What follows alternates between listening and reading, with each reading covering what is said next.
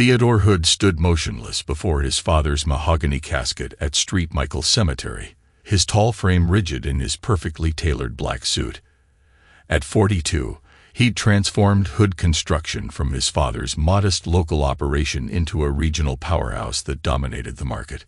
Yet Bernard Hood's approval had remained perpetually out of reach. A phantom Theodore had chased relentlessly through boardrooms and construction sites. The autumn wind carried the scent of fresh earth and recently cut grass.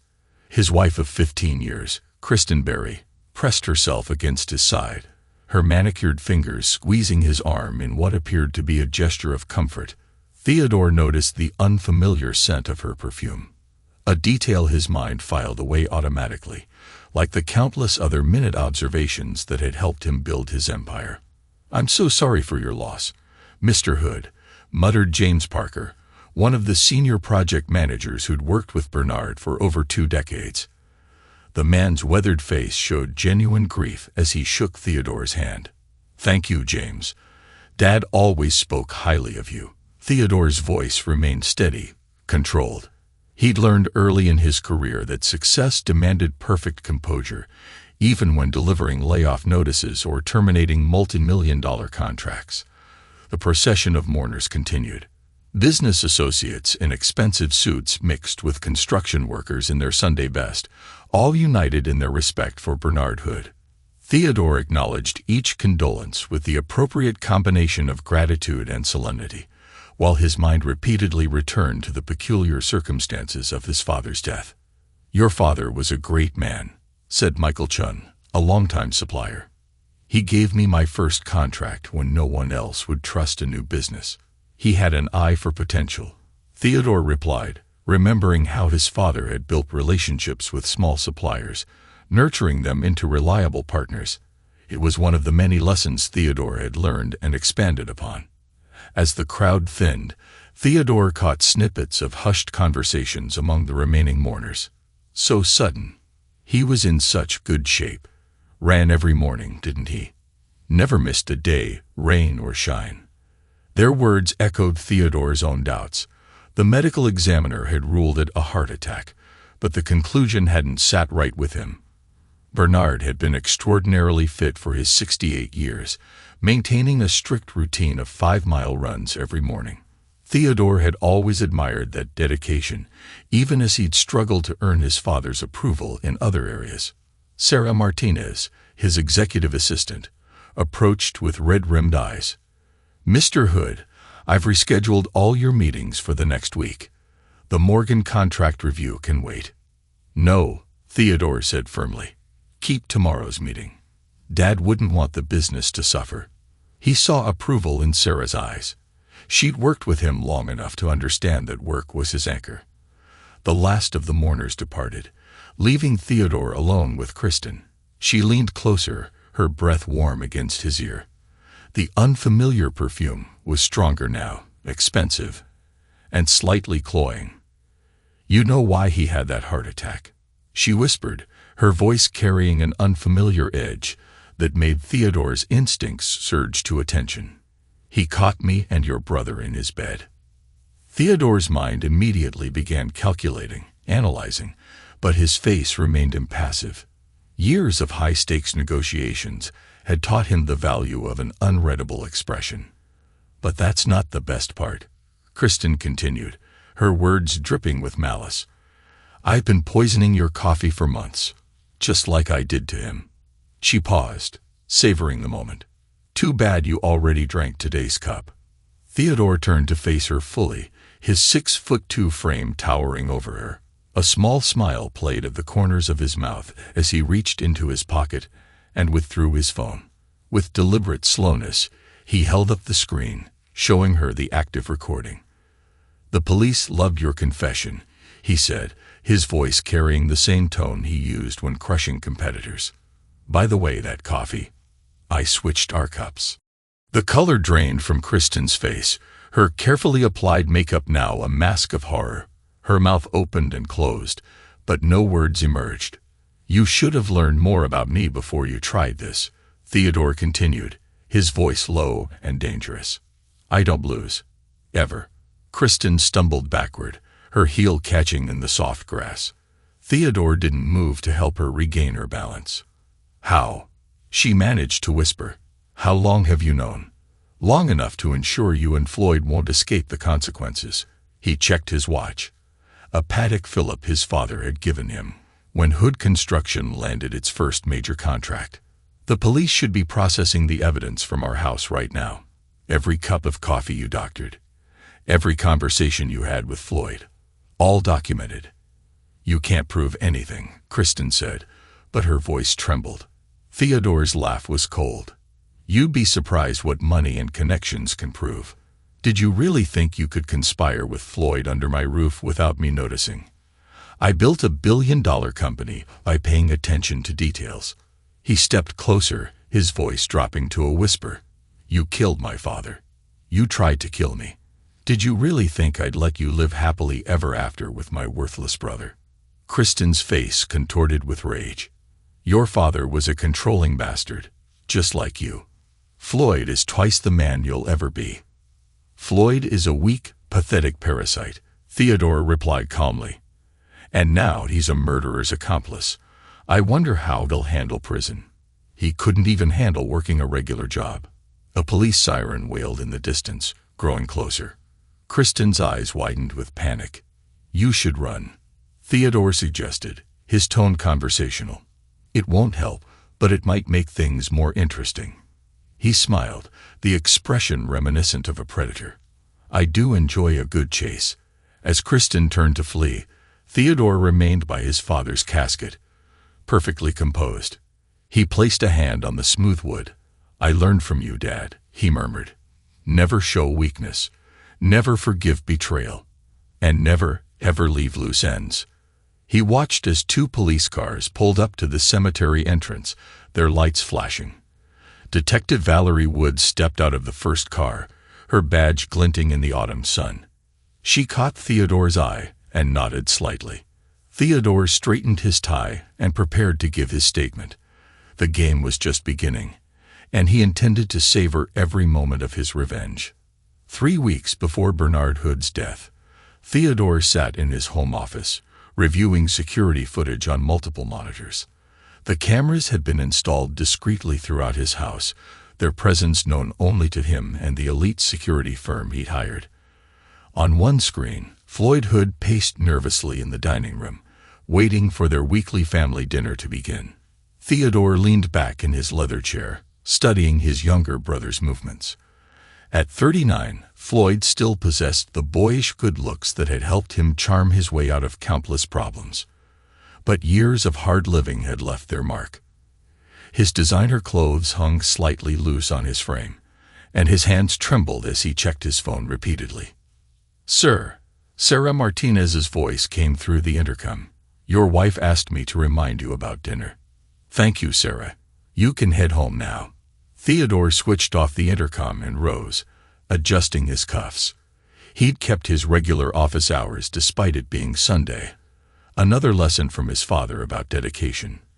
The dining room was a study in understated luxury, with an antique mahogany table that could seat 16. Tonight, only 4 places were set. Theodore took his usual position at the head of the table, nodding to his father, who sat at the opposite end. "You're late," Bernard said sharply. "The market doesn't run itself on weekends." "No, it doesn't," Theodore agreed. The Morgan contract needed revisions. Bernard's expression softened slightly.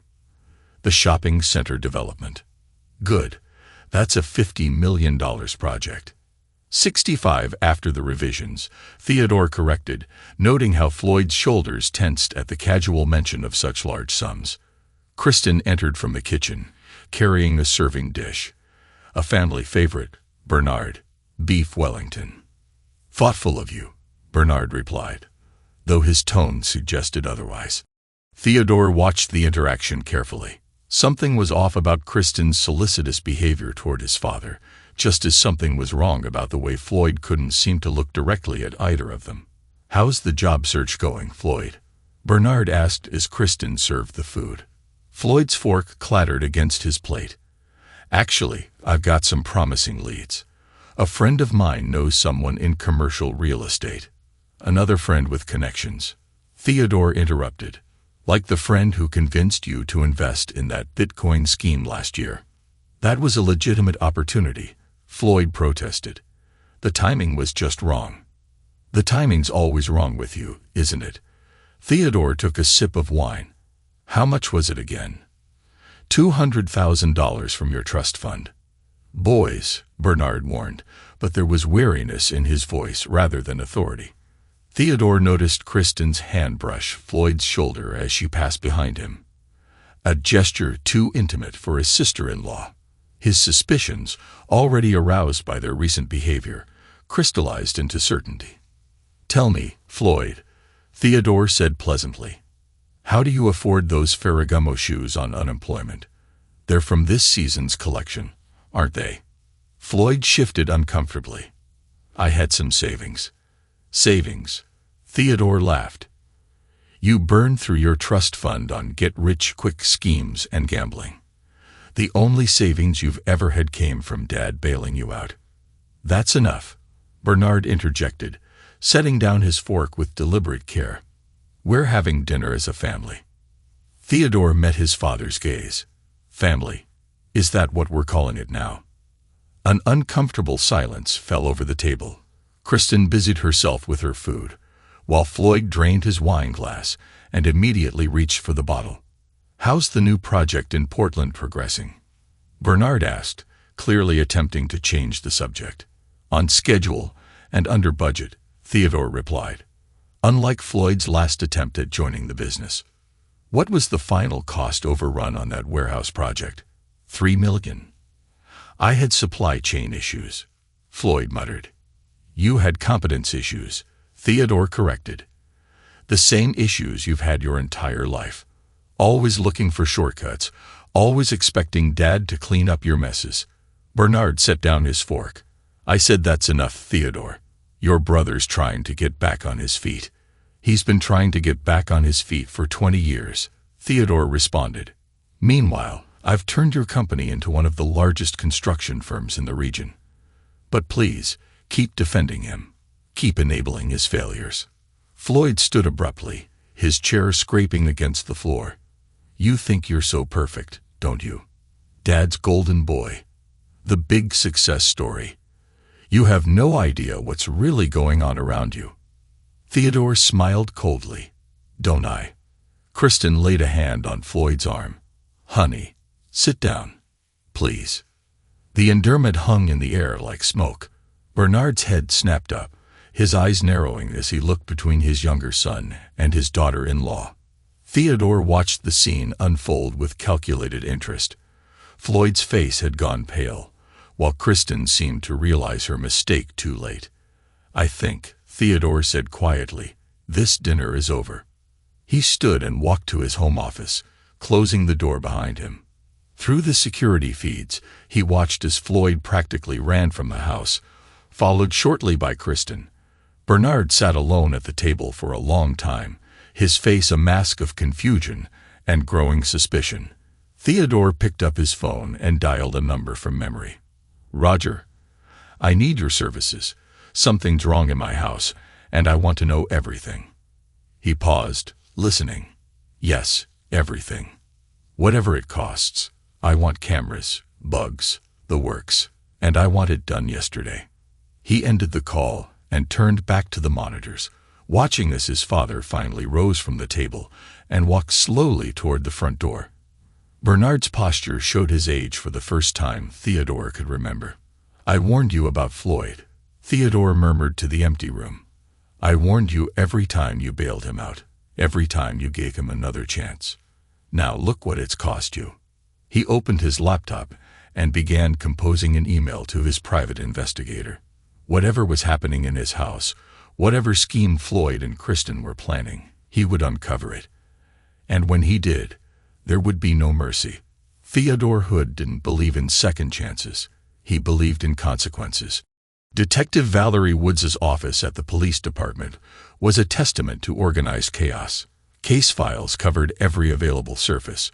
Crime scene photos were pinned to a large corkboard, and her desk supported 3 computer monitors displaying different aspects of the Hood investigation. Theodore sat across from her, his posture relaxed but alert. He'd chosen the chair that gave him the clearest view of both the door and the detective's face, another habit born from years of business negotiations. The toxicology reports came back, Valerie said, sliding a folder across her desk. The coffee samples you provided tested positive for a sophisticated cocktail of poisons. Whoever designed this knew what they were doing. The combination was specifically chosen to mimic heart disease symptoms over time. My wife has a master's degree in biochemistry, Theodore replied. She left that career to play trophy wife, but clearly she kept up with her studies. Valerie nodded, making a note in her file. And you said you began collecting samples when? 2 weeks ago, after I noticed unusual behavior from both Kristen and my brother during our weekly family dinners. I had my security team install cameras in my home office, where I keep my coffee maker. The footage showed Kristen adding substances to my morning coffee on multiple occasions. That's when you started switching the cups. Theodore's smile was sharp.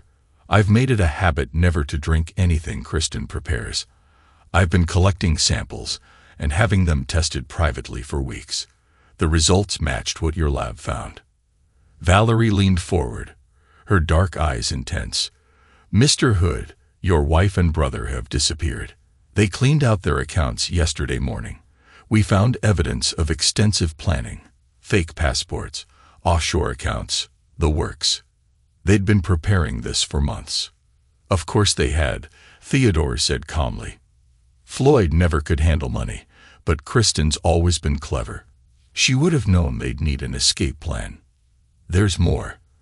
Valerie spread several photographs across her desk. Your brother had significant gambling debts to Guillermo Carey. Theodore examined the photos. They showed Floyd entering and leaving an upscale building known to house one of Carey's illegal casinos. How significant? 7 figures, Valerie replied. Our sources suggest the original plan was to inherit the company and sell it to cover the debts.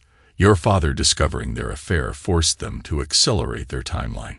Theodore absorbed this information with the same analytical detachment he applied to business decisions. Guillermo Carey. He owns several legitimate businesses in addition to his gambling operations, correct? Mr. Hood, Valerie's voice carried a warning tone. Whatever you're thinking. I'm thinking about justice, detective. My father was murdered. My wife and brother tried to kill me. Surely you don't expect me to sit idle while they escape. I expect you to let law enforcement handle this, Valerie said firmly. We have alerts at airports and border crossings. We'll find them. Theodore stood, straightening his jacket. Of course, detective. I have complete faith in your investigation. Valerie rose as well, her expression skeptical. Why don't I believe you? Because you're good at your job, Theodore replied honestly.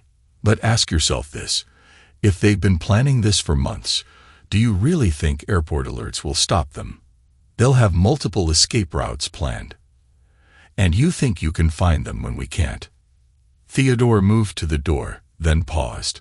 Detective, do you know how I built Hood Construction into what it is today? By understanding that every person has a price, every system has a weakness, and every plan has a flaw. Floyd and Kristen might have planned their escape for months, but I spent decades learning how to hunt and eliminate threats to my business. Is that a confession, Mr. Hood? It's a statement of fact. Theodore replied. My father taught me that business isn't just about construction. It's about power, connections, and knowing how to use both. The detective crossed her arms. Your father's lessons seem to have shaped you significantly more than he ever knew. Theodore's expression hardened. He kept trying to save Floyd, to rehabilitate him. Every time Floyd failed, every time he stole or gambled away opportunities, our father forgave him. That forgiveness killed him. And you won't make the same mistake. Valerie watched him carefully. Detective Woods, let me be clear. I won't do anything illegal. I don't need to. He reached into his briefcase and withdrew a thick folder. This contains evidence of every embezzlement scheme Floyd and Kristen ran through my company. Bank transfers, falsified contracts, shell companies, all of it. I've been collecting evidence for weeks. Valerie took the folder. How did you know to start looking? Because I know Floyd. He's never changed since we were kids. Always taking, always destroying. The only difference is the scale. Theodore straightened his tie. The day I noticed him looking too comfortable in my house was the day I started digging. Your own brother, Valerie mused, and you felt nothing when you started investigating him. Theodore's laugh was devoid of humor. What I feel is irrelevant. Floyd and Kristen murdered my father. They tried to murder me. Feelings don't enter into it. He moved to leave again, but stopped at Valerie's voice. One more question, Mr. Hood. The recording from the funeral. You knew she would confess, didn't you? You orchestrated that moment. Theodore turned back, his expression unreadable. Detective, in business, timing is everything. The best deals happen when you can predict your opponent's moves before they make them. And your wife was just another business opponent. No, Theodore's voice was cold. She was a threat. And I eliminate threats. He gestured to the folder in her hands. Everything you need is in there. Bank records, surveillance footage, witness statements from my employees who caught them doctoring documents. Use it well. As Theodore left the police station, his phone buzzed. A text from Roger Connor. Found something. Dinner tonight. Theodore smiled as he got into his car. The investigation had given him what he needed. Official documentation of their crimes. Now, the real hunt could begin. The private dining room at the St. Charles Club embodied old money and discretion. Theodore Hood sat across from Roger Connor, his former college roommate who now ran Sentinel Security, a firm specializing in what Roger delicately called complicated situations. You look exactly the same as you did at Harvard, Roger remarked, cutting into his Wagyu steak. Still the most intense guy in the room. Theodore took a measured sip of water. He hadn't touched alcohol since discovering Kristen's poisoning attempt. I need your best people, Roger. My brother and wife have disappeared with company assets.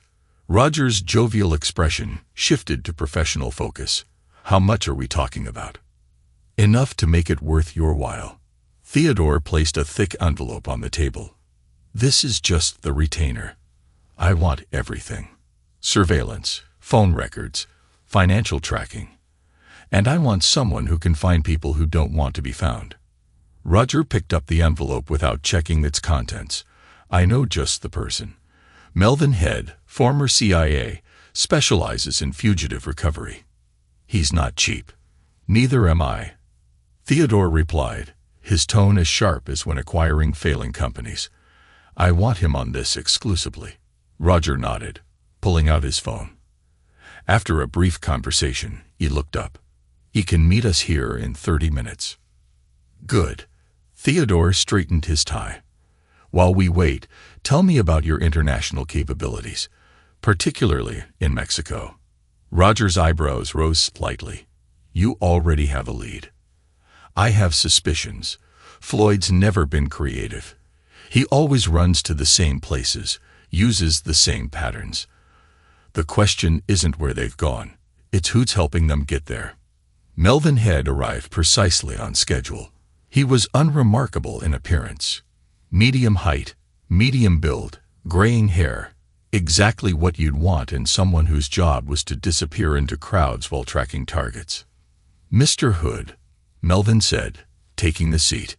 Roger briefed me on the basics. You're looking for two fugitives, your wife and brother. Correct. Theodore pulled out a tablet, displaying photos of Floyd and Kristen. They've embezzled company funds and are implicated in my father's murder. The police are involved, but they're moving too slowly. Melvin studied the photos with professional detachment. Any idea of their resources? They cleaned out several accounts, totaling approximately $4 million. They have false identities arranged through connections to Guillermo Carey's organization.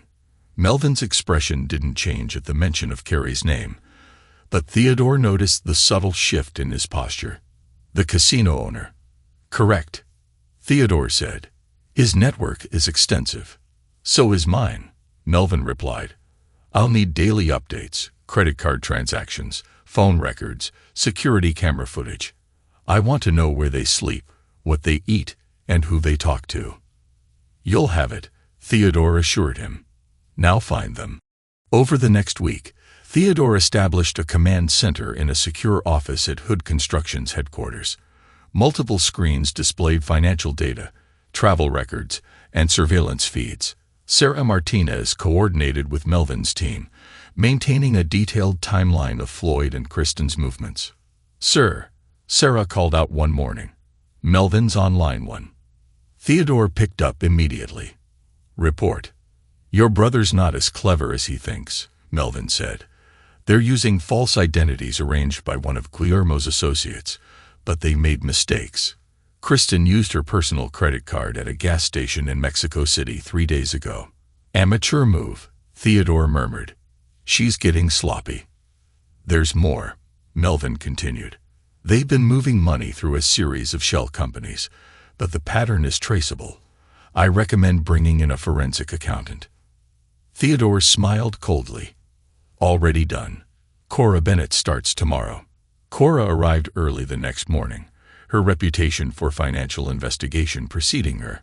She'd helped Theodore evaluate numerous acquisitions, known for finding irregularities others missed.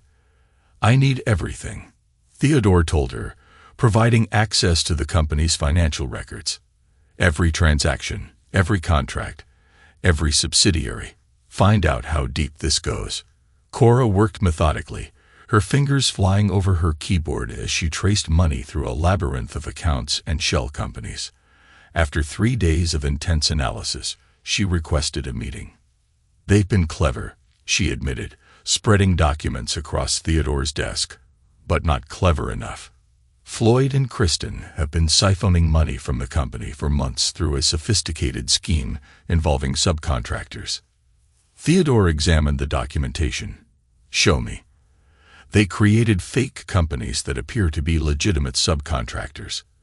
Your company would pay them for services never rendered, and the money would be routed through a series of shells before ending up in accounts they controlled.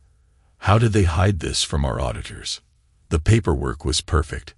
Invoices, delivery confirmations, everything. Someone with inside knowledge of your company's processes helped set this up. Cora hesitated, then added, the interesting part is where the shell companies were registered. They all have connections to Guillermo Carey's legitimate businesses. Theodore leaned back, his expression darkening. How much total? Conservative estimate. $12 million over the past year. Cora pulled up more documents. But here's what's crucial. The paper trail implicates Carey's businesses in money laundering. If this documentation were to reach the authorities. It won't, Theodore interrupted. Not yet. This is leverage. Cora studied him carefully. Mr. Hood, Guillermo Carey is dangerous. His legitimate businesses are just a front. The stories about what happens to people who cross him.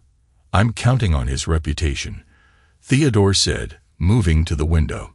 Fear is useful, Cora. It makes people predictable. Carey fears exposure more than anything else.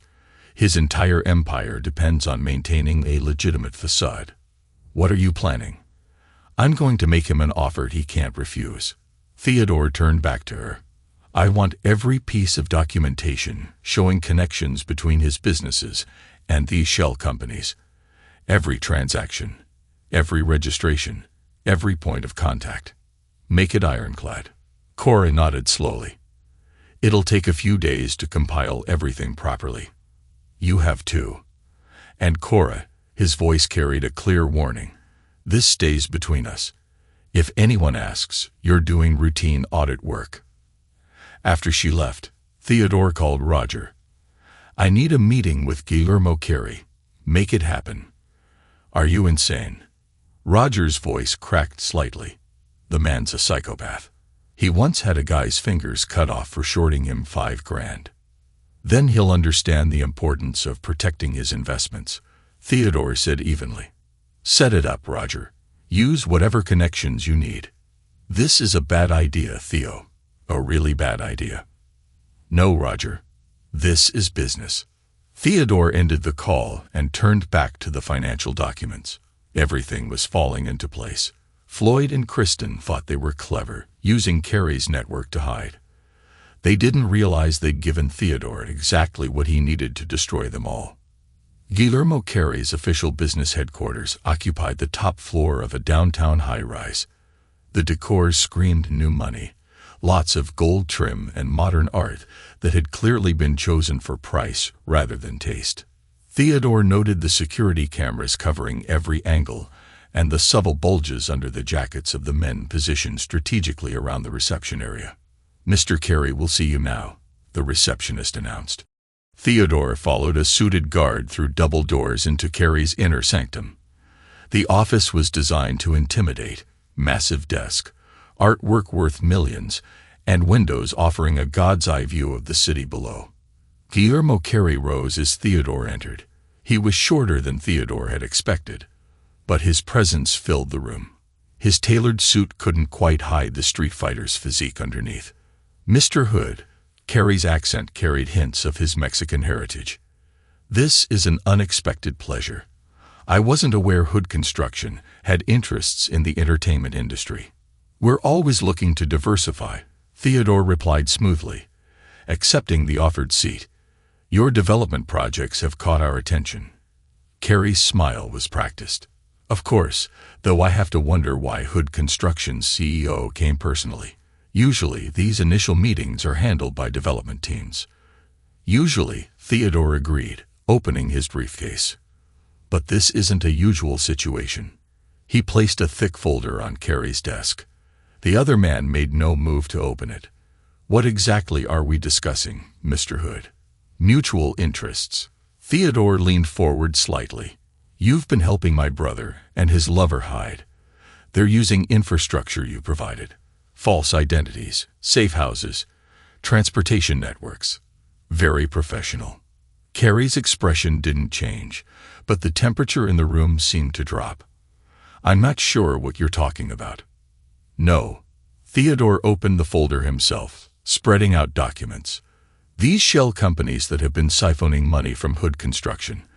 They're registered to addresses owned by your legitimate businesses. The money laundering scheme is quite sophisticated." "I'm impressed." "Mr. Hood," Carrie's voice carried a deadly edge, "you're making very dangerous accusations." "Not accusations. Observations." Theodore remained perfectly calm. "The police would be very interested in this documentation, but I'm a businessman. I believe we can help each other." Carrie studied him with cold eyes before nodding slightly. "What do you want?" "Information. And when the time comes, I want you to do nothing." "Nothing." Carrie leaned back, steepling his fingers. "When you find Floyd and Kristen, and I have no doubt you will find them, I don't want any interference from your organization. No warnings, no help, no resources. And in return, this evidence disappears." Theodore gestured to the documents. "Your legitimate businesses remain legitimate. Everyone wins." Carrie was silent for a long moment, evaluating. Finally, he opened a drawer and removed a flash drive. "Everything you need is here. Their current identities, locations of safe houses, contact protocols. But Mr. Hood," his eyes glittered dangerously, "if any of those documents ever surface—" "They won't," Theodore interrupted, pocketing the drive. "As long as you uphold your end. You're either very brave or very stupid, coming here like this." "Neither. I'm just thorough." Theodore stood, straightening his jacket. "You should know, I have multiple copies of everything in that folder, set to be released automatically if anything happens to me." "Of course you do." Carrie's smile was genuine this time. "You know, in different circumstances, we could have done business together. We just did." Theodore moved to the door, then paused. "One more thing. I know about the support they're getting from your operation in Mexico City. That ends now." Carrie picked up his phone as Theodore left. The message would be sent, Floyd and Kristen were on their own now. In the elevator, Theodore allowed himself a small smile. Everything was proceeding exactly as planned. Floyd and Kristen thought they were safe under Carrie's protection. They were about to learn how quickly that safety could vanish. The coastal town of Puerto Vallarta sparkled in the Mexican sun. Tourists and locals mingled on the streets below as Theodore watched through high-powered binoculars from his hotel room balcony. After a week of surveillance, he'd established Floyd and Kristen's patterns with military precision. They were staying in a rented villa under the names James and Sarah Mitchell, burning through their stolen money while planning their escape to South America. Theodore's team had confirmed tickets purchased to Brazil under different aliases, a journey they would never complete. Movement at the villa. Melvin's voice crackled through Theodore's earpiece. Target 1 is heading to his usual bar. Target 2 is preparing for her morning walk. Theodore checked his watch. 10:15 a.m., right on schedule. Floyd's drinking had gotten worse since they'd fled, starting earlier each day. Kristen had taken to long walks alone on the beach, perhaps trying to escape the reality of what their lives had become. Maintain surveillance on Target 1. Theodore instructed. I'll handle Target 2. Sir. Melvin's tone carried a warning. We should stick to the plan. Let the local authorities. The plan has changed. Theodore interrupted, his voice brooking no argument. Just make sure Floyd stays at that bar. He waited until Kristen was halfway through her usual route before making his move. She'd chosen a relatively isolated stretch of beach, away from the tourist crowds. Her head was down, lost in thought, when Theodore stepped into her path. Hello, Kristen. She froze, then turned slowly. The weeks on the run had taken their toll. Her designer clothes looked worn, and her carefully maintained appearance showed signs of strain. How did you find us? I had help, the same way I had helped gathering evidence of every crime you and Floyd committed, the embezzlement, the murders. He stepped closer, noting how she instinctively backed away. Did you really think you could take everything from me and just disappear?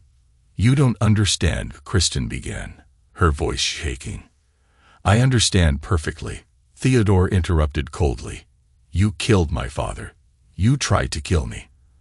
And now, I'm here to make sure you both face the consequences. Kristen's eyes darted around, scanning the beach for any sign of an escape route. Her body was tense, her breath quickening. What are you going to do to me? Theodore tilted his head, a predator examining prey. Me? Nothing. You're going to destroy yourself, just like you and Floyd always do. He pulled out a small leather portfolio and opened it, revealing photographs, bank statements, and travel records. But first, I thought you might like to know exactly how your beloved Floyd has been preparing for his future. Kristen's face paled as he handed her a bank statement. Her trembling hands clutched the paper. What is this? That, Theodore said smoothly, is proof that Floyd has been emptying your shared accounts into his own. Separate accounts. Secret accounts. Notice how the transfers start small, barely noticeable, and grow over time. You're lying, she hissed, though her voice wavered. Theodore gave her a pitying smile. Am I? Then explain this. He handed her another document, a one-way ticket to Brazil, purchased under Floyd's alias. Floyd's name. Floyd's money. Floyd's ticket. Just one. Kristen stared at the papers, her expression a mixture of shock and disbelief. No, he wouldn't do this. He wouldn't leave me. Theodore folded his arms, his tone sharp. Really? Because that's exactly what he's been planning while you've been wandering the beach, clinging to the illusion of your partnership. Deep down, you know it's true. You've seen the signs, haven't you? Her lips trembled as she struggled to speak. Why are you telling me this? What do you want?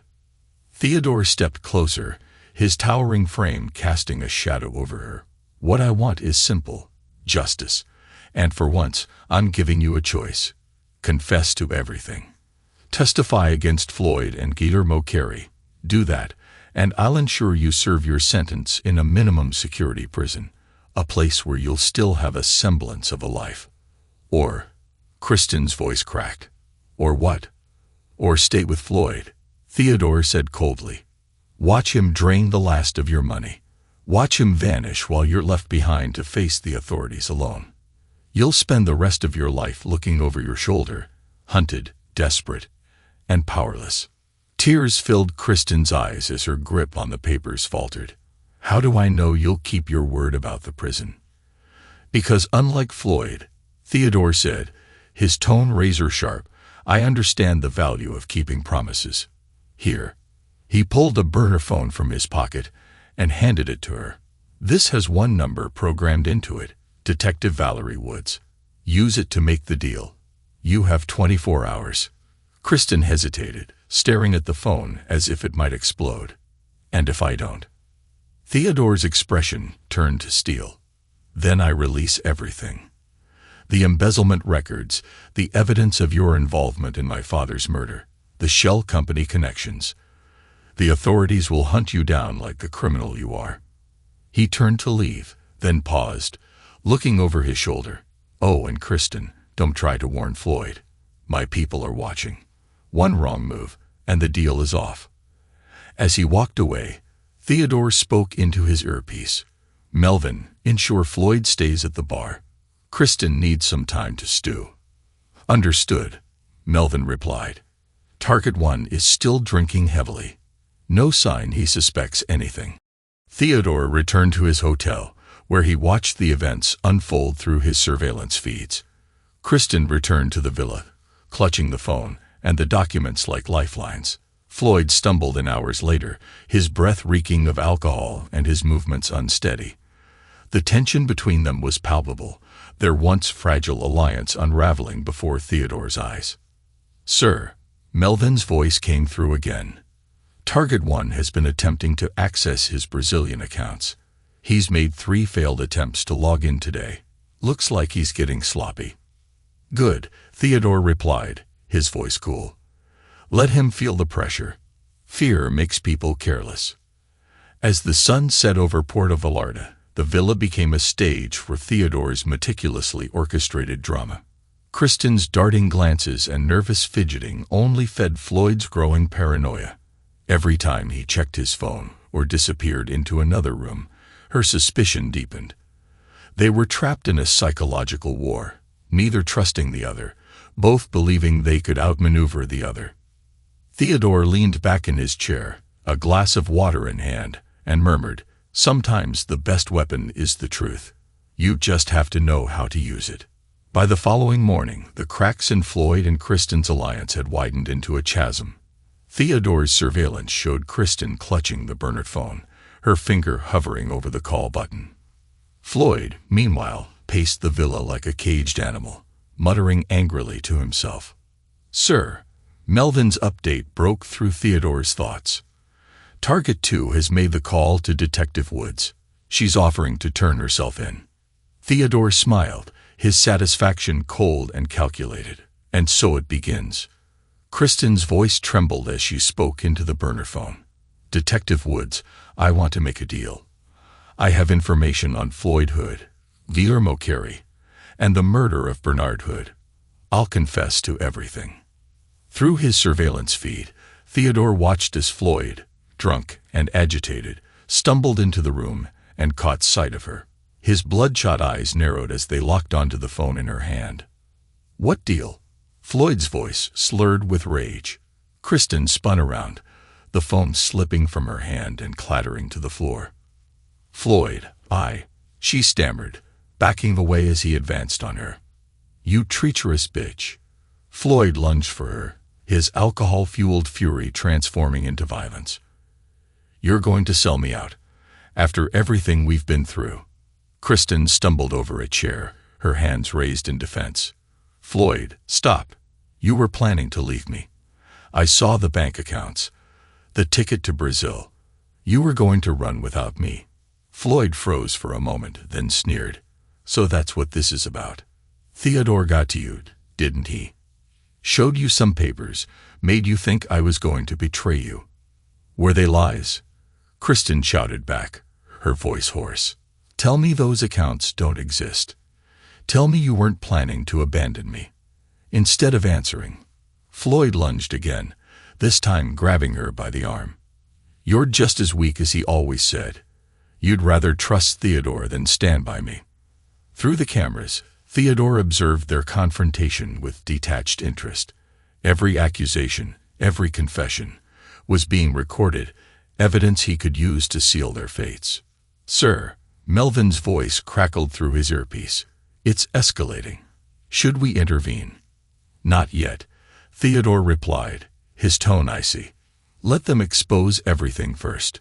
Inside the villa, Kristen broke free from Floyd's grip and grabbed a shard of the shattered vase from the floor. "You don't get to put this on me," she screamed, slashing at him wildly. "You're the reason we're here. You're the one who dragged me into this." Floyd stumbled back, his hand flying to his cheek, now streaked with blood. His face twisted in a mixture of pain and fury. "Dragged you into this.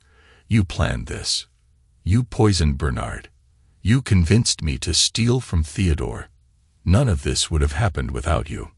Kristen's laugh was bitter and broken. "Because you were too spineless to do it on your own. I did everything to protect us, and you were going to throw me away the moment it got hard." "Sir," Melvin said again, his voice tense, "we have officers on standby. If we don't move now—" "Move in," Theodore commanded. "Make sure Floyd doesn't run." As Floyd lunged for Kristen again, the villa's front door burst open, and armed police officers stormed in. Floyd turned to run, but two officers tackled him to the ground. Kristen collapsed onto the floor, sobbing, as another officer secured her wrists in handcuffs. Theodore watched it all unfold through his feeds, a faint smile of satisfaction playing on his lips. "Perfect," he murmured. Outside the villa, Floyd was hauled to his feet, his face smeared with blood and rage. "You want a confession?" he screamed at the officers. "Fine. We killed him. We killed Bernard because he was going to cut me off, and Kristen, she's just as guilty." Theodore's smile widened as Floyd's drunken confession spilled from his lips. The police recorded every word, ensuring there would be no ambiguity in court. Detective Woods, who had arrived on the scene moments earlier, caught sight of Floyd's outburst and glanced toward the unmarked car where Theodore sat watching. She met his gaze, her expression a mix of respect and suspicion. As the chaos unfolded, Kristen was loaded into a second police car, her face a mask of defeat. Floyd's shouts echoed across the beach as he was driven away, his words slurred but damning. "You think you've won, Theodore. You don't know what you've unleashed." In the distance, the waves crashed against the shore, drowning out the last of Floyd's protests. Theodore remained in his car, his expression impassive. Everything had gone according to plan. The two people who had betrayed him so completely were now facing the full weight of the law, their alliance shattered by their own mistrust and desperation.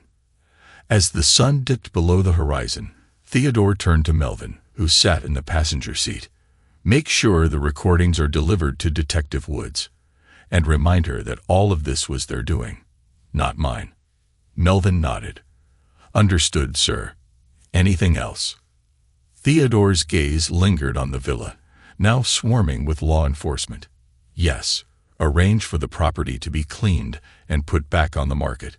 It's time to move on." As the car pulled away, Theodore allowed himself a moment of quiet reflection.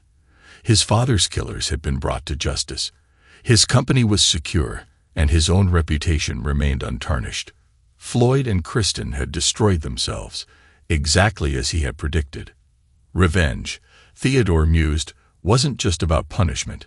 It was about precision, control, and ensuring the consequences of betrayal were felt for a lifetime. 6 months later, Theodore Hood sat in his office at Hood Construction's headquarters, reviewing the final legal reports tied to Floyd and Kristen's downfall. The morning sun illuminated the city skyline, casting long shadows over the company his father had built and he had fortified. The documents before him painted a picture of justice, executed with surgical precision. Floyd had been sentenced to life in prison for the murder of their father and the attempted murder of Kristen. His drunken confession at the villa, coupled with the mountain of evidence Theodore had accumulated, made the prosecution's case airtight. Kristen, true to her deal with Detective Woods, had been sentenced to 20 years in a minimum security facility. Her comprehensive testimony about the embezzlement, the murder plot, and Guillermo Carey's involvement was the foundation of a massive federal investigation. Sarah Martinez entered the office, a stack of newspapers in hand. "Sir, the headlines are all about the Carey organization takedown." Theodore scanned the front pages, his satisfaction visible only in the slight quirk of his lips. The Joint Task Force did well. Guillermo Carey's empire unraveled faster than even I anticipated. Carey himself is still missing, Sarah said. The rumors suggest he's somewhere in South America, constantly on the move. Exactly where I want him, Theodore replied. Living in perpetual fear of discovery is a punishment all its own. A knock at the door announced Detective Valerie Woods. She entered without waiting for permission, her sharp gaze sweeping over the pristine office. "Quite a neat little bow you've tied on everything," she remarked, declining the chair Theodore gestured to. Floyd confessing on tape, Kristen turning state's evidence, Carey's organization in ruins. It's almost too perfect. Theodore met her gaze without flinching.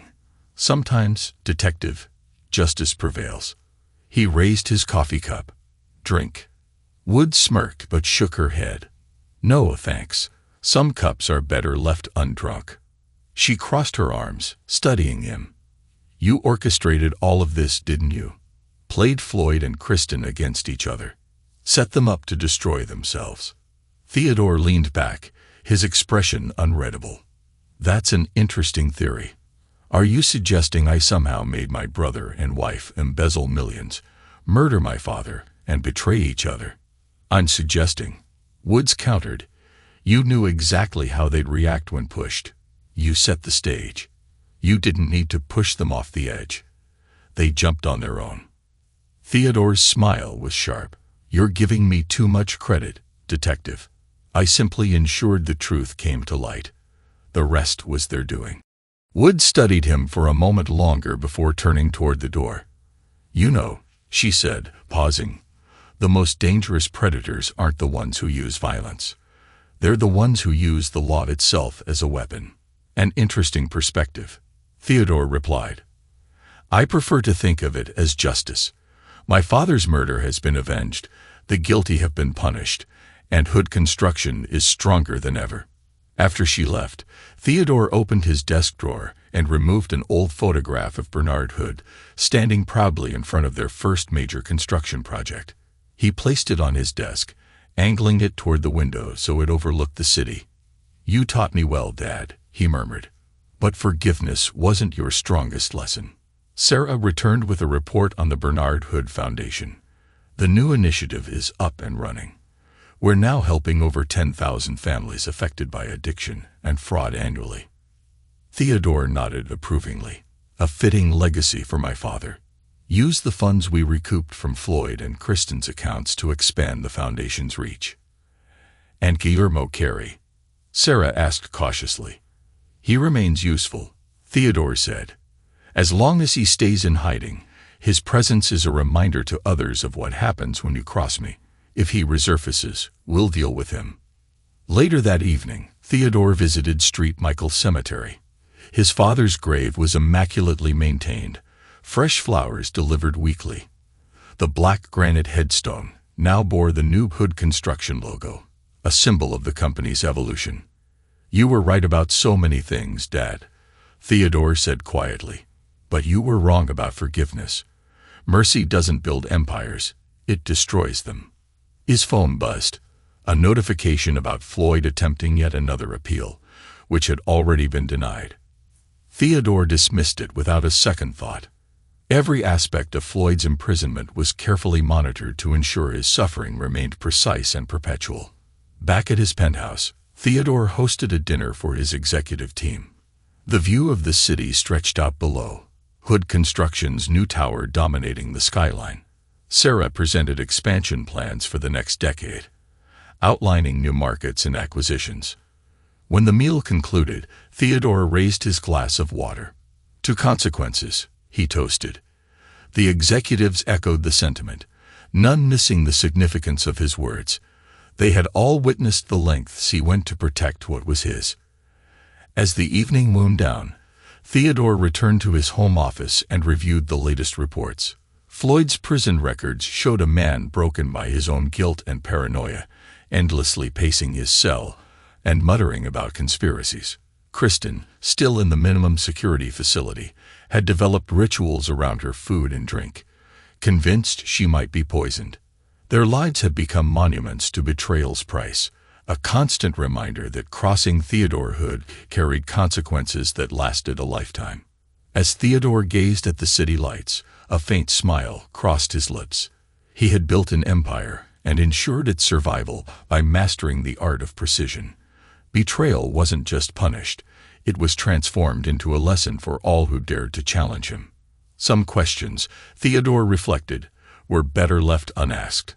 Some cups better left undrunk. But one truth remained. In his world, betrayal was not forgiven. It was annihilated.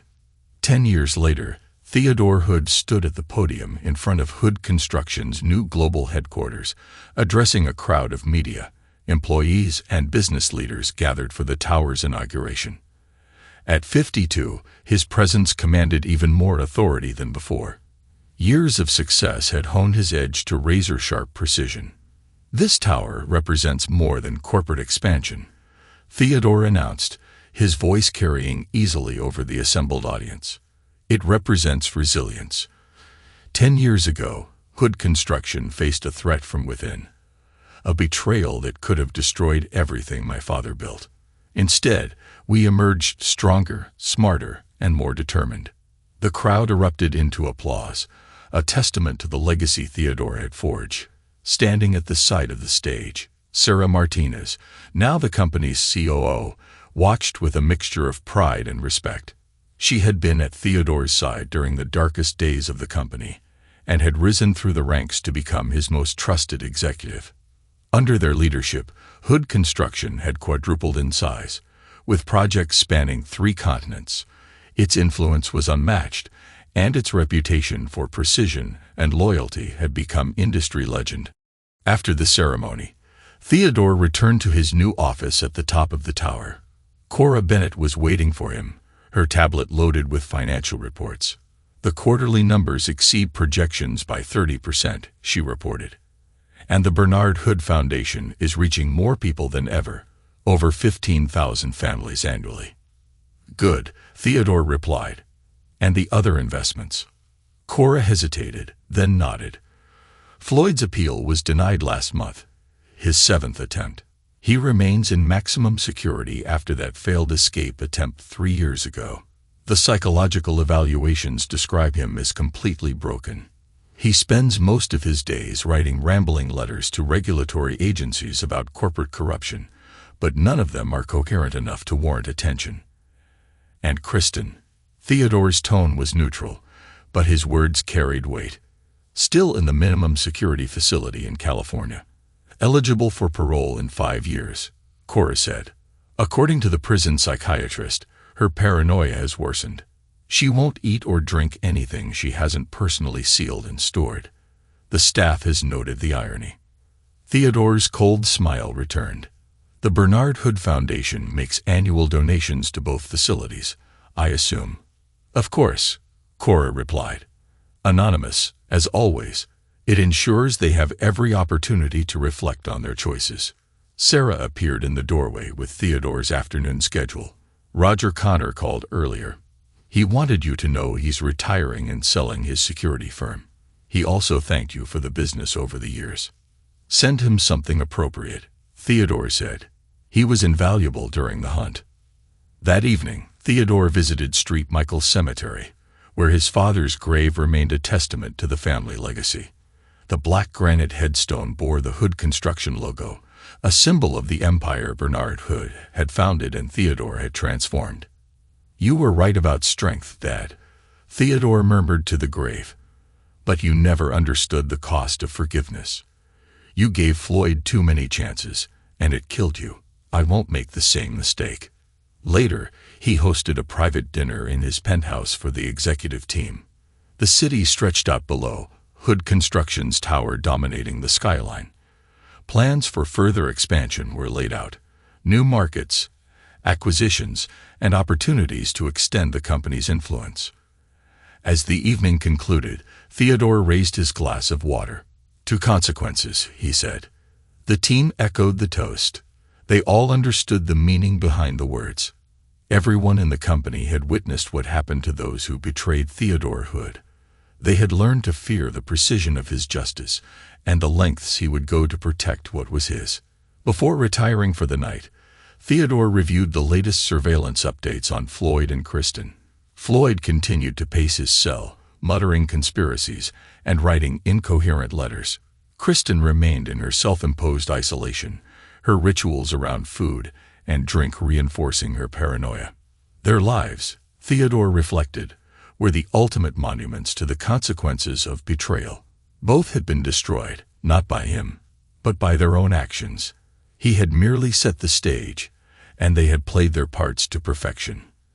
As the city lights reflected off his office windows, Theodore turned to his plans for the next decade. Hood Construction would continue to grow, its legacy cemented in the towering skyline and the shattered lives of those who had dared to betray its architect. Some cups were indeed better left undrunk, and some debts better left unpaid. But betrayal, that always carried a price. And in Theodore Hood's world, that price was eternal.